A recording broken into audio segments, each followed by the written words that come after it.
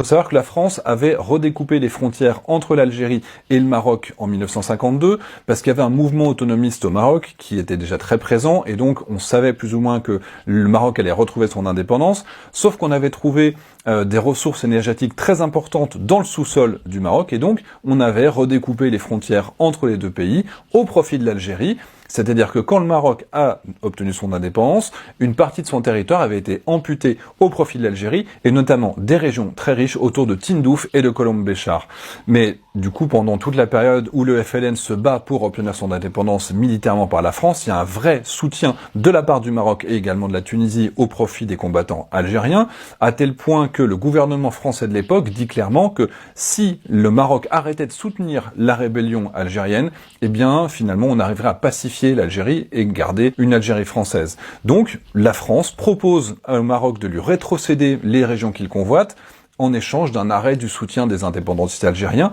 ce que le Maroc refuse en disant, voilà, on soutiendra nos alliés jusqu'au bout. Et en plus, ils arrivent à obtenir la signature du gouvernement provisoire algérien qui dit, voilà, une fois qu'on sera indépendant, on vous remettra ces zones qui vous appartiennent. Mais finalement, quand l'Algérie obtient son indépendance en 1962, le FLN ne reconnaît pas l'accord qui a été signé par le gouvernement provisoire et il refuse de renégocier le moindre mètre carré